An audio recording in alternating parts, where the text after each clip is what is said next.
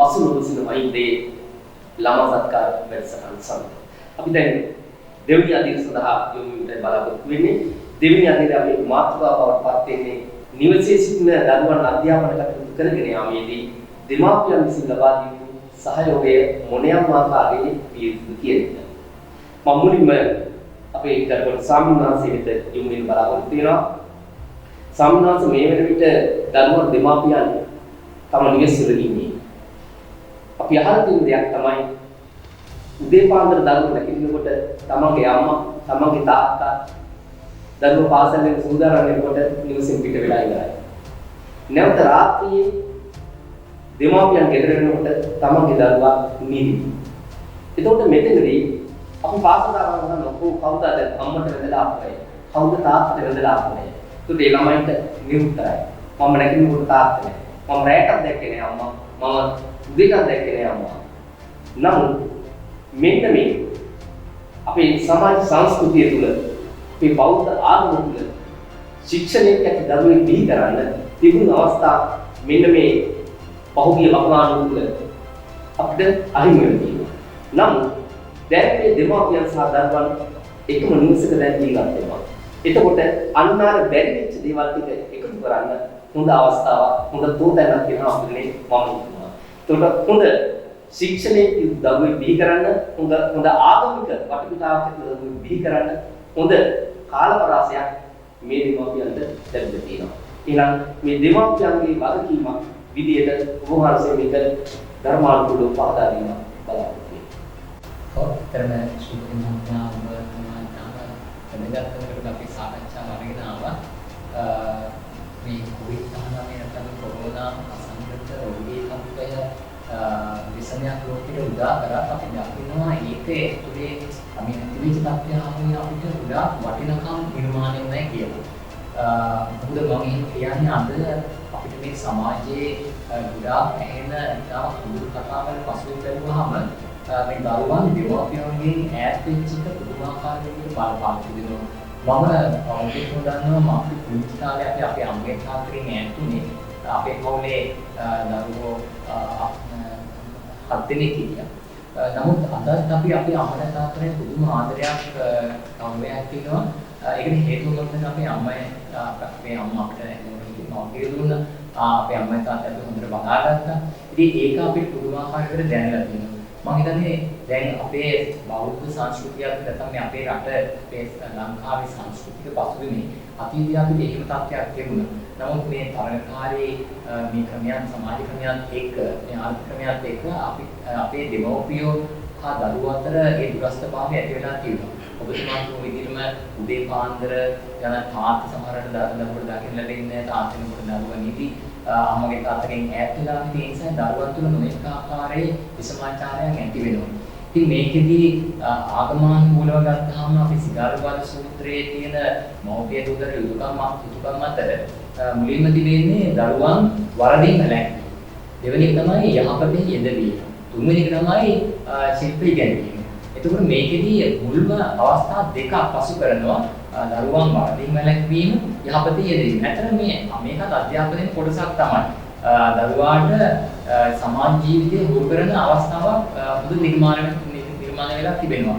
දැන් අපේ තියෙනවා සූත්‍ර ධර්මවල සිනවල සූත්‍රයේ සූත්‍ර ධර්මවල දෙමෝපියන් එක අවස්ථාවකදී දරුවන්ට ගුරුවරයෙක් ඔබ ආචාර්ය කියලා කියනවා. මුලින්ම අපිට හමු වෙන ගුරුවරුන් තමයි අම්මයි තාත්තයි දෙන්න. මොකද ඒගොල්ලෝ කියන දේවල් දරුවන්ට පුදුමාකාර දරුවන්ගේ ජීවිතේට බලපානවා. අපි දන්නවා පුංචි කාලේ දරුවෙක් වැරද්දක් කරාම උදේ පුතේ ඕක කරන්න එපා. ඕක මේකයි ඕකේ තියෙන වරද කියලා අපිට පුංචිම කාලේ අවශ්‍ය කරන සියලු උරුහකම් දෙන්නේ අපි දෙමව්පියෝ. අනුගුණ හැටි, ගමන් කරන හැටි, කතා බහ කරන හැටි සෑම දෙයක්ම. ඒ නිසා මම හිතන්නේ මේක හොඳ අවස්ථාවක් දෙමව්පියන් හා දරුවන් එකට එකතු වෙලා ඉන්න අවස්ථාවක්. එතකොට දෙමව්පියන් තමයි මේකදී පෙරමුණ ගන්න ඕන. දෙමව්පියන් දරුවන්ට ආදරය, කරුණාව උදා හරින්න ඕන.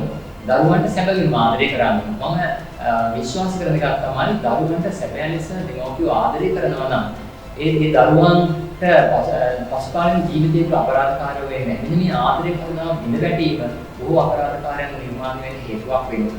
ඒ නිසා දරුවන් නොමග යන්න හේතු වෙනවා දෙමාපියන්ගේ ආදරය කරනවා අහිමි වෙනවා. මේක හොඳ අවස්ථාවක්. අපේ ආධ්‍යාත්මික බැඳීම්, සමාජ බැඳීම්, විශේෂයෙන්ම පෞල් තුළ ඇති බැඳීම් ශක්තිමත් කරගන්න හොඳ අවස්ථාවක්. ඉතින් මේකදී එකක් තියෙනවා මේක අභියෝගාත්මක අවස්ථාවක්. විවිධ පෞල් පරිසරයන් වලදී මේ කාරණාවේදී ඊටම බුද්ධිමත් දෙමව්පියන් කටයුතු කරන්න ඕන. විශේෂයෙන්ම දරුවන් සමග ඊටම සුවදශීලී මිතුරු මිතුරියන් ආකාරයට කරුණාවෙන් මෛත්‍රියෙන් කටයුතු කරන්න ඕන. ඒ වගේම ඔබ මේ ප්‍රශ්නේ අපෙන් අහපු ආකාරයටම මේ අධ්‍යාපන ක්‍රියාවලියේදී විශාල උදව්වක් කරන්න පුළුවන්. අපි කියමු දරුවාට රූපවාහිනී අධ්‍යාපන වැඩසටහනක් බලන්න තියෙන අවස්ථාවක දෙමව්පියන්ොත් ඒකට උදව් වෙලා දෙමව්පියොත් සමග දෙමව්පියන් විසින් ඒක දරුවන් සමග දරබලා ඒ විදිහට ඒගොල්ලෝ උදව් කරගන්න පුළුවන්. ඒ වගේම ගෙදර ඉගෙනුම් පරිසරයක් නිර්මාණය කරන්න පුළුවන්. ඉගෙනීම කියලා කියන්නේ පොතපතේ ඉගෙනීම විතරක් නෙමෙයි අධ්‍යාපනය අපි සාමාන්‍ය විභාග පාස් වෙන එක විතරක් නෙමෙයි බොහෝ දේවල් අපි ඉගෙන ගන්න ඕන. ගෙදරදී ඉවසේදී බොහෝ දේවල් ඉගෙන ගන්න පුළුවන්. අපි සමහර අවස්ථාවල තනියෙන් ජීවත් වෙන අවස්ථාවක් ඉන්න පුළුවන්. මේ වෙලාවකදී උයා පිහා ගන්න හැටි. ඒතකොට ගෙදරදී මෙන්න මේ වගේ කටයුතු පවා ඊළඟට පැලයක් හිටවන්න හැටි, ඒක සාර්ථක කරන හැටි මේ විදිහට ගත්තාම ගෙදර පරිසරය තුළ විවිධ ක්‍රියාකාරකම් ගෙදර පිරිසිදු තියාගන්න මේ සෑම දෙයකදීම දෙමව්පියන් දරුවන් සමග එකතු වෙලා මේ කාලය ගත කරලා ඒ අය සමග කටයුතු කරලා ඒ නැති වෙච්ච දෙමාපිය දුර්වල සබඳතා අලුත් කරගන්න හොඳම අවස්ථාවක්. මම දැන් මේ කේතවාචක හමුවේ අපිට මතුවලා පේන නම් දොරටු මේවා අපේ සමාජ සම්බන්ධතා අලුත් කරගෙන කටයුතු කරන්න. ඒ වගේම දෙමව්පියන් විසින් දරුවන් වඩා තමන්ට සමීප කරගෙන ඒගොල්ලන්ගේ අධ්‍යාපන දුර්වලතා තියෙනවා නම් ඒවට උදව් කරලා ඒගොල්ලන්ට වඩා යහපතක් සඳහා අධ්‍යාපන අරමුණු සාර්ථක කරගන්න අවශ්‍ය පරිසරයක් නිර්මාණය කරගන්න මේක අවස්ථාවක් කරගන්න. නමස්කාර පොත්පත්සිතිය වහන්සේට විශේෂයෙන්ම දරුවන් තේරුම් ගැනීමට නොහිතුණු දෙමාපියන්ට ඔවුන් තේරුම් ගැනීමට හොඳ අවස්ථාවක් කියන තමයි මම හිතන්නේ වහන්සේගේ ප්‍රකාශයටපත් උනේ. ඒ විදිහට දෙමාපියන් දරුවන් සමග කටයුතු කිරීම තුළින් ඔවුන්ගේ අඩුපාඩුකම් තේරුම් ගන්න හොඳ අවස්ථාවක් බවට මේ කාලතුමානුව පත් කරගන්න පුළුවන්. හොඳයි අපි ඊළඟට යොමු වෙනවා අපේ වෛද්‍යතුමන් දෙසට. විශේෂයෙන්ම වෛද්‍යතුමනි අපි දන්නවා පාසල කියන්නේ දරුවන්ට බලාපොරොත්තු කරන අනාගත ලෝකයේ ගොඩනගන තැන. නමුත් අපි අත්දැකීම් තුලින් අපි දකිනවා සමහර වෙලාවට අපි ශ්‍රේණි රැස්වීමක් කරනකොට ඒකට පැමිණෙන දෙමව්පියන් අපි බලාපොරොත්තු වෙන 300 සමාජ 25ක් 30ක් විතර පැමිණෙන්නේ නැහැ. එකවරක් නෙවෙයි සමහර වසර පුරාම මේ පිරිස පැමිණෙන්නේ නැහැ. එතකොට එවැනි දරුවන්ගේ මේ බොහෝමයක් දරුවන්ගේ පොතපත අරගෙන බැලුවොත් අපි දකින දෙයක් තමයි දෙමාපියන්ගේ අධීක්ෂණයට මේ පොත දක්වන්නේ නැහැ. මොනවද උන්නේ මොනවද කරන්න කියලා කවදාවත් අපි විමසලා නැහැ. එතකොට මෙන්න මෙහෙම පිරිසකට අපි ඇහුවොත් කියන්නේ අපිට වෙලාවක් නැහැ. අපේ ආර්ථිකයත් එක්ක අපි ගැටෙන නිසා, අපේ ජීවන තත්ත්වයත් එක්ක අපි ගැටෙන නිසා අපිට මේකට වෙලාවක් නැහැ කියන්නේ. ඉතින් මම හිතන්නේ වෛද්‍යතුමනි හොඳ අවස්ථාවක් දරුවන් තේරුම් ගැනීමට, දරුවන්ගේ අඩුපාඩුකම් හඳුනා ගැනීමට හොඳ අවස්ථාවක් මේ කාල සීමාව තුළදී දෙමව්පියන්ට ලැබෙනවා. විශේෂයෙන්ම මේ පුංචි දරුවෝ තමයි ඉතිරි දෙන්නේ. ඒකට ප්‍රාථමික පන්සිසා 6-9 දරුවෝ වෙනුවෙන් එහෙම ඉන්න දෙමව්පියන්ට අපිට දෙන්න පුළුවන් පණිවිඩය තමයි. අතර මේ සාකච්ඡාව කරන සහ විශ්වවිද්‍යාල ආචාර්යතුමා කොම්තනකට ගෙනාවා. දෙමව්පියන් වශයෙන් කරන කාර්ය මතක් කරාම මට රූපවාහිනී වැඩසටහනක බලපු දර්ශනයක් මතක් වෙනවා. එක්තරා මහාචාර්යවරයෙක් ඇවිල්ලා ඔහු පවසනවා මගේ අම්මා තාත්තට අකුරු ගොඩක් බෑ. කියවන්න එච්චර බෑ. හැබැයි මේ මම විදුලකට ගිහලා ආවට පස්සේ හවස මගේ පොත ඔක්කොම බලනවා. මම මේ ඉගෙන ගන්න කාලේ හිතුවේ තාත්තට යන්නමයි ඔක්කොම පුළුවන්. මේ දේවල් පැහැදිලි. පසු කාලෙක තමයි දැනගන්නේ මේ අම්මට තාත්තට එහෙම අකුරු බෑ කියලා. ඉතින් මම යෝජනා කරනවා ඔබට මේ විෂය සියලුම දේවල් දැනගන්න අවශ්‍යයි. දරුවගේ පොත අරගෙන පොතේ මොනවද ලියලා තියෙන්නේ මොනවද කරලා තියෙන්නේ කියලා පොඩ්ඩක් දරුවා සමග පරීක්ෂා කරලා බලන්න හොඳම කාලයක් තියෙනවා. මේ පරීක්ෂා කරලා බලනවා කියන්නේ දරුවට ලොකු අගයක් ලබා දෙනවා. මේක දරුවට කරන ලොකු සැලකීමක්. ඒ කියන්නේ දරුවා හිතනවා මේ දෙමාපියන් මේ මගේ පොත් බලන මම ඉගෙන ගන්නවා කියලා බලනවා. උඩොත් රැඳෙන්නේ දරුවගේ හරි ගන්න කොච්චරද වැරදි ගන්න කොච්චරද කියන එක බලන්නේ නැහැ. දරුවා මොනවද කරන්නේ කියලා අපි පසු විපරමක් තමයි කරන්නේ. පසු විපරම කියන එක හැමෝම මිනිස්සු වශයෙන් බලාපොරොත්තු වෙනවා. අපි කරන දේ කවුරු හරි අගය කරනවා. මොනවා හරි කිරීම නැවත අපිට ඒ කියන්නේ අපිට අගයක් ලබා දීලා බලනවා නම් දරුවා මේ වැඩිහිටියෝ උනත් මේකෙන් තව තවත් ශක්තිමත් වෙනවා. ඒ නිසා මම යෝජනා කරනවා දෙමාපියන් විදිහට දැන් කාලය තියෙනවා. පුළුවන් නම් දරුවන්ගේ පොත් අරගෙන කරලා තියෙනවා කියලා බලන්න. කිසියම් අතපසුවීමක් වුණා නම් මම නැවතත් මතක් කරනවා ඔබගේ පන්තියේ ඉන්නවා දෙමාපියන්ට සමහර ගුරුවරු ඉන්න පුළුවන්. පන්තිපාල ගුරුතුමියව පුළුවන්. නැත්නම් එහුන් සමග සාකච්ඡා කරන්න පුළුවන්. සාකච්ඡා කරලා අර දරුවට කිසියම් පසුබෑමක් තියෙනවා අත්දැකීමක් දෙන්න පුළුවන්. මෙන්න මේ කාලය යොදා ගන්න පුළුවන්. මේ ආචාර්යතුමා මතක් කරා වගේ දරුවන්ට මම වෙනස් වෙනවා. මේ පසුබැසීමෙන් කිසියම් පසුබැසීමක් තියෙනවා නම් මම වෙනස් වෙනවා කියලා වෙනස් වෙන්න පුළුවන්. දෙමාපියන්ට පුළුවන්. තමන්ගේ දරුවව ඉස්සරහට අරගෙන. ඒ වගේම තව දෙයක්. පසුගිය කාලවකවානුව ගත්තාම ගොඩක් වෙලාවට අපේ කාලය අපිට හිතෙන්න පුළුවන් නිකරෝලේ ගත වුණා. දැන් ඒකට කරන්න දෙයක් නැහැ. අපි වැඩ කරා නොකර දවසේ කාලය ගත වෙනවා. ඒක නිසා මේ කාලය කියන්නේ හැම දෙයකටම වඩා ඉතා වටිනා දෙයක්. කොහොමද අපි මේ කාලය නිකරුණේ ගත වෙන එක කලමනාකරණය කරගන්නේ? මේකෙන් අපි ප්‍රයෝජනයක් ගන්න කොහොමද කියලා පොඩ්ඩක් බලන්න. ඒකට තමයි අවශ්‍ය වෙන්නේ කාලසටහන. කාලසටහනක් කියවුවහම විශේෂයෙන්ම මම කතා කරන්නේ 9 වසරේ 15 දරුවන්ට ඒ දරුවන්ට කාලසටහන අවශ්‍යයිද කියලා සමහරවිට හිතෙනවා. හැබැයි නේවාසිකව අධ්‍යාපනය ලැබපු අය ඉන්නවා නම් ඔවුන් දන්නවා 6 වසරේ සිට නේවාසික අධ්‍යාපන දෙන විදුහල්වල කාලසටහන තමයි ගන්නේ. පසු කාලීනව අපේ සමීක්ෂණවල අපිට ඒ දත්ත වලින් පැහැදිලිව පේනවා පාසලක වැඩ කරපු දරුවන් පසු කාලීනව රැකියාවට ගියාට පස්සේ ඔවුන්ගේ ක්‍රියාපිළිවෙල අඩි පිළිවෙල. ඒ නිසා මේ කාලේ දරුවා කිසියම් කාලසටහනක වැඩ කරන්න පුළුවන්.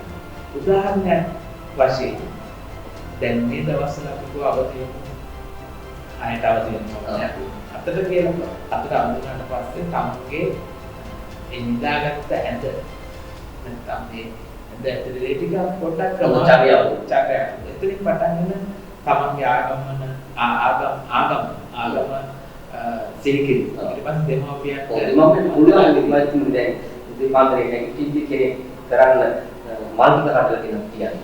ඒ වගේ හොඳ සමාජයක් ගොඩනගන්න. එතනින් පටන් මොකද මෙහෙම පටන් ආරම්භ කරාම අර ඇඟේ තියෙන මාංශ පේශි කිසියම් වැඩකට ක්‍රියාත්මක වෙනවා. එහෙම නැතුව අපි ඇඟට වෙලම හිටියෝ. එහෙම නැත්නම් දෙමාපියන් දරුවන් ඇඟට වෙලම කියන මාංශික ක්‍රියාත්මක වෙනවා.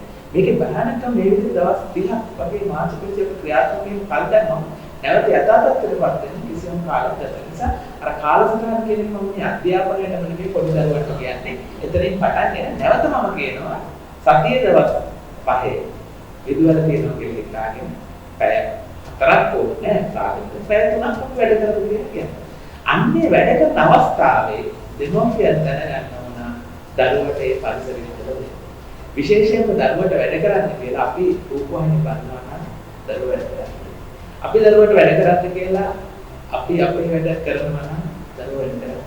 දරුවට රූපවාහිනිය අපි කිසියම් විදිහකට පත්තල දෙමෝපිය වශයෙන් ඒ වෙලාවේ රූපවාහිනිය බලන්න නැතුව ඉන්නවා. උදෑසන කාලේ. ඒ වගේ දරුවන් නැත්තම් වෙන කාමරය වෙනම සූදානම් කරලා තියෙනවා නම් ඒ කිසියම් ශබ්දයකින් එන්නේ නැහැ. දරුවන් සමග පුළුවන් නම් විශේෂයෙන් ප්‍රාථමික දරුවන් සමග ඔවුන් සමගම ඉඳගෙන මේකට මේසයක් පුරුවක් අවශ්‍ය නැහැ. අපි පොඩි දරුවන් එක්කන චිත්‍රාංගනේව ඔවුන් අකුරු ලියනවා ඔවුන් සමගම කිසියම් බිම වගේ එයාගේ මට්ටමේ ඒ මට්ටම ඉඳගෙන කරන්න පුළුවන් නම් ප්‍රාථමික දරුවන්ට ලොකු හැකියාවක්. ඊට පස්සේ මම මෙහෙම යෝජනාවක් කරනවා අයවසරේ සිටින දරුවන් 9 වසර දක්වා දරුවන් දැන් හිතනවා මේ මගේ සැහැල්ලු කාලයක් කියලා. මොකද ශිෂ්‍යත්ව ඉවරයි ආයිත් සාමාන්‍ය ක්ලේන්නේ තව අවුරුදු ගන්නව නෑ. අර එතුමා යෝජනා කරපු ඒ පුරුව ගන්න හොඳම කාලය. නිසා 6 වසරේ දරුවන් 9 වසරේ දරුවන් එහෙම අතාරින්න එපා.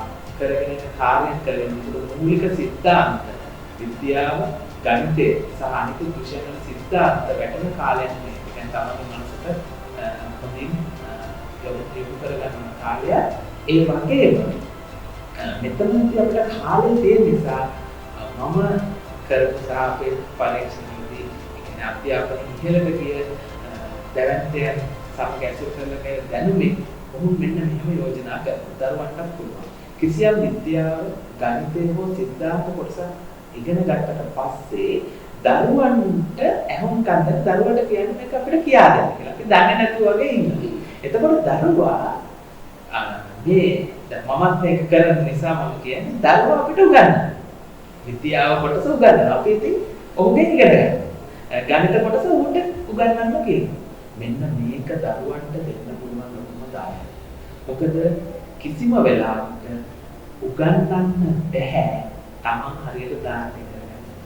නිසා මේක පුරුද්දක් වශයෙන් මාසයක් වගේ කරන වෙලාවට දරුවාගේ කටින් මේ වචනයක් පිට වෙන්නේ උගන්වන්න පෙළඹෙනවා කියන්නේ දරුවන්ට කරන ලොකු ඒක ලොකුම කියන්නේ දෙන්න පුළුවන් දායකය. ඒ වගේම දරුවට කියන්න පුළුවන්. දැන් දුරකථන බිල් වල පිටරයක් නැහැ දැන් මොබයිල් WhatsApp වල යාළුවෙකුට කතා කරලා විශේෂයෙන් මේක 6 වසරේ ඉහළ දරුවෙක් හසු මේ ඉගෙන ගත්තේ යාළුවට කියලා.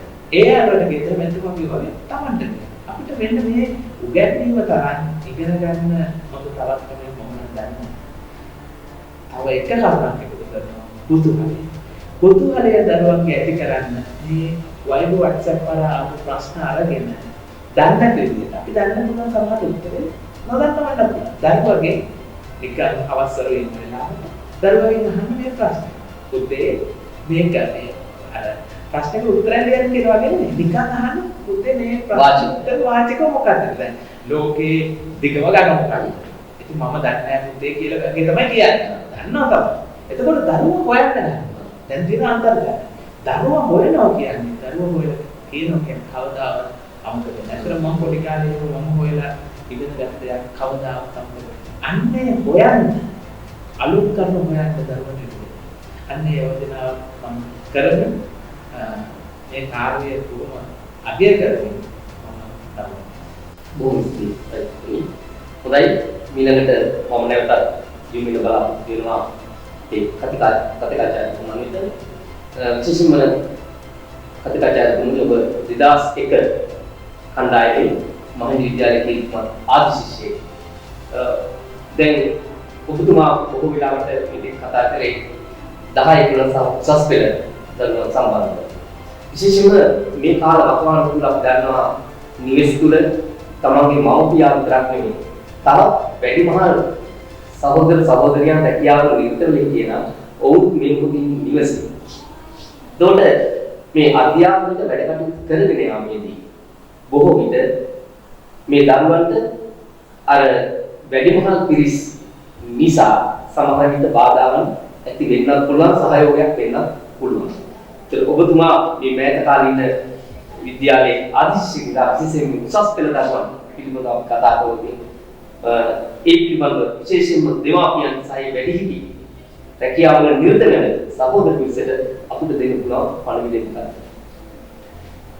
මේ අද ප්‍රශ්නය ඉදිරිපත් කරේ මම ඇත්තටම පටන් ගන්න කලින් ආරම්භ කරපු විදිහටම මගාව ගැන ගොඩක් කතා කරන කාලයක් අපි හිතනවා දැන් අපි පොඩි ළමෙක් දැන් ප්‍රාථමික ද්විතීයික ශාස්ත්‍රාංගික ශාස්ත්‍රීය විශ්වවිද්‍යාල කියන වර්ධනය සහ පොඩි පැලයක් ගැන හිතමුකෝ.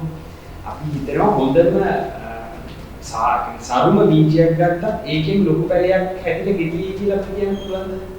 එනවා. ඊළඟට අපි පොඩි පැලයක් හැදෙනවා. පොඩි පැලයක් ටිකක් මධ්‍යම කාලේ ආවා පිටර දැන් මුත් මධ්‍යම කාලේ හැදිලා තියෙනවා. අපිට ඒත් ස්ථිරව කියන්න බෑ. ඒකෙන් අපිට ඵල කොහොමද ගත්තොත් අන්තිමට ඵල ලැබුණත් අපිට මේ කන්නේ ඵල ලැබුණා ලබන කන්නේ ඵල ලැබෙයිද කියලා කියන්න බෑ. මොකද විවිධ හේතු, විවිධ පරිබෝධ, විවිධ ප්‍රශ්න එනවා. ඒ හින්දා මම දෙමව්පියන්ට විශේෂයෙන් සාමාන්‍ය විශ්වාසද ශිෂ්‍යයන්ගේ දෙමව්පියන් ශිෂ්‍යයන්ට මොනවද වැදගත් වෙන්න පුළුවන් කියන්නේ තියෙන්නේ අපි හිතමුකෝ මගේ දරුවා තමයි ශිෂ්‍යත්වයෙන් ඉහළ ප්‍රතිඵල ගත්තේ. මගේ දරුවා තමයි 9 වසර පළවෙනියදී කිව්වට මොකක් හෝ පරිබෝධයක් තියෙන්න පුළුවන් සාමාන්‍ය පෙළේ ඉඳන්ම අධ්‍යාපනයේ කඩාවැටෙන. මොකද එහෙම ශිෂ්‍යයන් අපි දැකලා සමහරට අපි ඇසුරු කරපු අපේ සමකාලීනයෙක්ට සාමාන්‍ය පෙළ ඉතා විශිෂ්ට සමත් වුණා උසස් පෙළ අසමත්. මේ මෑතක පවා අපි දැනගත් අපි දන්න ශිෂ්‍යයන් ඉන්නවා ඇත්තටම ඉතා විශිෂ්ට පළාත් සහ මුළු දිවයිනේම ස්ථාන ලබාගෙන විශිෂ්ට ඇතුළු වෙනවා. නමුත් පළවෙනි දෙවෙනි විභාගවලදී ලකුණු අවම ලබාගෙන අන්තිමට මානසික ආතතියටපත් වෙලා දෙහිත් ගන්නපත්. එහෙම තව අපි චරිත දකින්නවා පළමු පෙළ සාමාන්‍යතරක විශ්වවිද්‍යාලයේ පිටත් වෙනවා. නමුත් ඔවුන්ගේ ජීවිත මොකක් හරි හින්දා කඩා වැටිලා වුන්. ඒ කියන්නේ මේ අපි දකින්න පොදු දේ දෙමව්පියන් මම හිතන්නේ අර හොඳ උදාහරණයක් තියෙනවා. අර බයිසිකලයක් පදින්න අපු ගන්නන්නේ මුල් කාලේ ළඟින් අල්ලගෙන රෝද දාලා තියෙනවා. ඊට පස්සේ අම්මා අරගෙන යනවා. අම්මා තාත්තා රයින්න උන්ට පදිනවා. පස්සේ ටිකක් යද්දී මාර්ග නීති කියලා දෙනවා. ඒක තමයි අතරලා සාමාන්‍ය මම හිතන්නේ දැන් කාලේ මට හිතෙන්නේ දෙමව්පියන් නිදාස් වෙන්න බැහැ. මම හිතන්නේ විවාහපත් වෙන තුරු තමන්ගේ ළමයි. ඒ හින්දා විශේෂයෙන්ම අපි දන්නවා වගාව ගැන තවත් කතා කරද්දී මේ හොඳට තියෙන මිනිස් පැලයක් වෙන්න පුළුවන් හෙට බලද්දී එකපාරට කොළ ඇකිලිලා. ඒ කියන්නේ මේ පාසල මණ්ඩල කොවිඩ් හින්දා පැසපු කාලේ වෙනකන් ළමයා මුලින් වැඩ කරා. මේ සති දෙක තුනට සමහරට එකපාරට පරිබෝධයක් ඇවිල්ලා තියෙන පුළුවන්. ඒ හින්දා මගේ යෝජනා දෙමව්පියන් හැම වෙලේම දැන් දෙමව්පිය වක්තරයක් ගෙදර ඉන්නේ මේක පුරුද්දක් කරගන්න ළමයාගේ පිටුපසින් ඔහුට දැනෙන්නත් නොදෙන්න. මේක ක්‍රම දෙකටම අපි කළ යුතුයි. ඔහුට දැනෙන්නත් නොදෙන්නත් අපි පිටුපසින් ඉන්න ඕන. මොකද එකපාරට දේවල් වෙනස් වෙන්නත් පුළුවන්. ටික ටික වෙනස් වීමක් වෙන්න පුළුවන්. මොකද අපි අවධානයෙන් හිටියොත් මහ විශාල හානියක් වුණායින් පස්සේ තමයි අපි මේක දැනගන්නේ. එතකොට ප්‍රමාද වෙන්න වැඩි වෙන්න පුළුවන්. දෙවෙනි කාරණයක් මම කිව්වොත් අර එක කියවනක් තියෙනවා දැන් අපි මේ ළමයි උනත් පොඩි කාලේ අවවාද දරුවන් දෙන ක්‍රම එක මිනිහක් ටිකක් අපි වර්ධනයේදී දරුවා කොහොම සුහදශීලීව ඒ වගේ ඊට පස්සේ දෙමව්පියෝ ඒකත් හඳුන ගන්න ඕන. සමහර දෙමව්පියෝ දෙනවා උසස් පෙළ ශිෂ්‍යයා දකින්නේ අර කුඩා ශිෂ්‍යයා. ඉතින් අර එතන සමීප වීමේ නොහැකිතාවයෙන් සමහරට දරුවට තියෙන ප්‍රශ්න ළමයි අම්මට කියා ගන්න තාත්තට කියා ගන්න බැහැ. මොකද ඒ ක්‍රමවේදය වෙනස්. එහෙම ඊළඟට සමහර ශිෂ්‍යයන්ගේ දෙමව්පියන්ට අපි දැනුවත් කරන දේවල් තියෙනවා. සමහර ශිෂ්‍යයන්ගේ කාලේ නාස්ති වෙන විවිධ උපාංග සමහරට අපිට තේරෙන අනවශ්‍ය කාලවලදී Taman ලැබිච්ච බොහොම දාර්ශනික මෙවලම් වෙන්න පුළුවන්. නැත්නම් මෙවලදී දැන් අපිට උදැල්ලකින් හොඳට වගාවක් කරන්නත් පුළුවන්. සහ අපිට පුවත්පත් දැන්වීම පළ වෙනවා උදැල්ලකින් සිදු කරපු මරණයක් සම්බන්ධව. ඒකද එකම දුරකථනය වෙන්න පුළුවන්. පරිගණකය වෙන්න පුළුවන්. ඒක දෙමව්පියෝ දැනගන්න ඕනේ දෙන මෙවල මේ ළමයා නිවැරදි දෙයකට හරියට පාවිච්චි කරන්නේ කියලා. මොකද ළමයෙක් ඇත්තටම උසස් පෙළ ඉක්මුත් වෙලා විශ්වවිද්‍යාල ඒ මට්ටමට ඒ තරුණ නිවේදපත් වෙද්දී ස්වභාවිකවම තමයි විනයක් ඇති වෙනවා. නම් ඒ ඇති වෙන තුරු ඒක සොයා බලා ගැනීම දෙමව්පියන්ගේ වගකීම. ඊළඟ කාරණයක් කිව්වොත් අර තව අදහසක් තියෙනවා අපේ කරන්නන්නේ ලොවෙන් එකෙක් එක් දෙයකට වෙයි සමත වෙනෙන් අනිත් දෙයකට අනිත් වෙයි සමත කියලා. ඒ වගේ දැන් අපි හිතමු දැන් හුඟක් මේ කාලේ තියෙන ගැටලුවක් තමයි මේ අපි මේ සංසන්දනය කරන්නේ. අර එහෙම නැත්නම් මම දෙමව්පියෝ කැමති දේම පුතා පොදුව කළ යුතුයි කියන එක. මම හිතන්නේ මේක හොඳ කාලයක් ඇත්තටම. මොකද මට මතකයි ඇත්තටම මගේ මේ විද්‍යාලයේ කාලේ බොහෝ විට අධ්‍යයනය කරන අතරේ මම කැමති මොන හරි පොඩි යන්ත්‍ර සූත්‍ර සූත්‍ර පරණ වයින් කරන ඔරලෝසු සෙල්ලම් බඩුව හදලා ගොඩක් දේවල් ඉගෙන ගත්තා. ඇත්තටම විශ්වවිද්‍යාලයට ගිහිල්ලා කරද්දිත් ඒකේ දකින්න මෝටර් යන්ත්‍රවල එන්ජින් ඒව ගලවලා බලන්නේ. ඒකට මට අර පාර පසුබිමත් එක්ක ඊට පස්සේ අතීතේ මතක් වෙන ගුරුව හරි වැදගත්.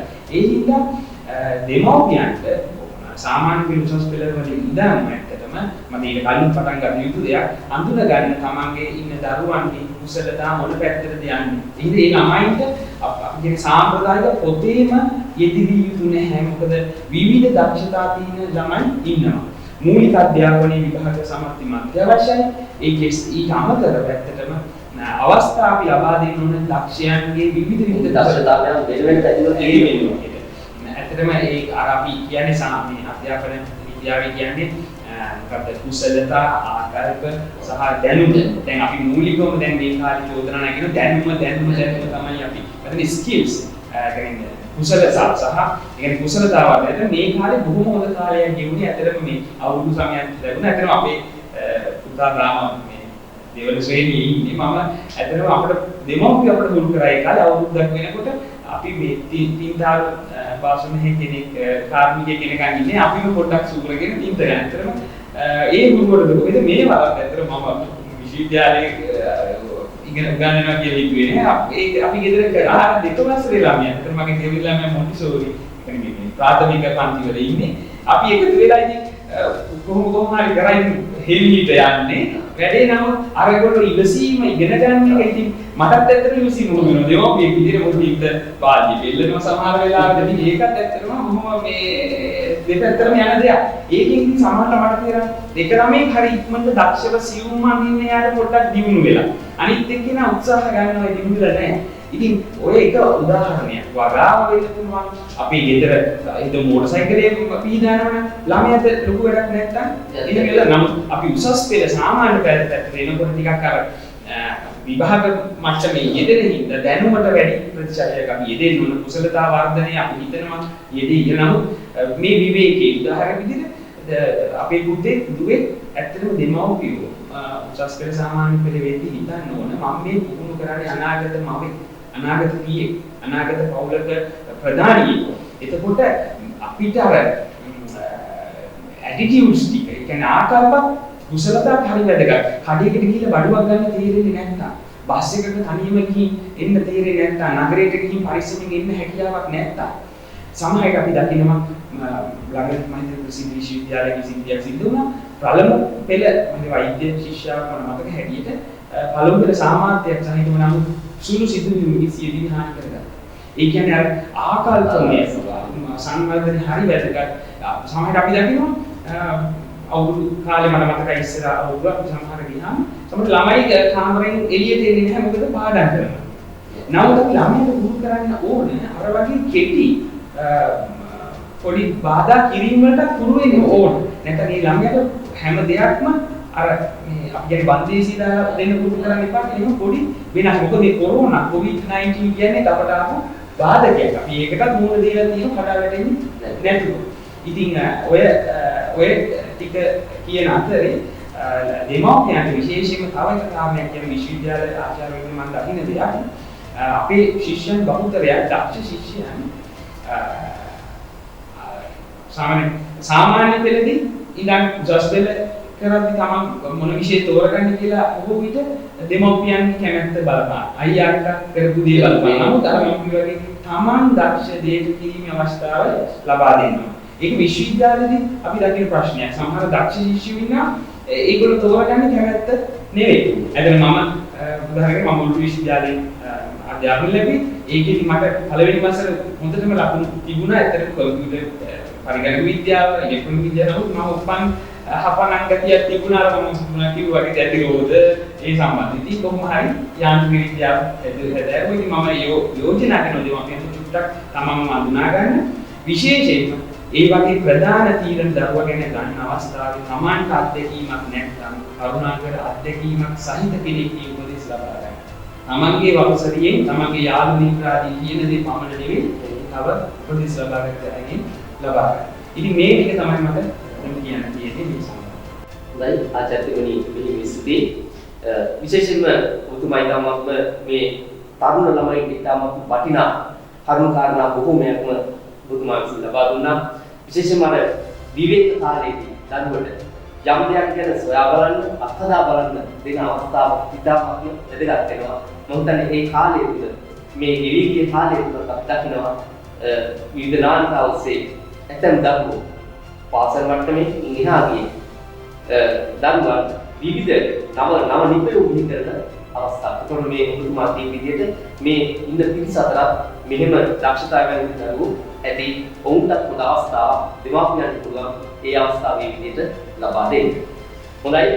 එහෙමනම් අපි මේ රැඳී සිටින්නේ COVID-19 කොමුගේ නොසලෙන මහින්දේ ළමා සත්කාර වැඩසටහන සමග.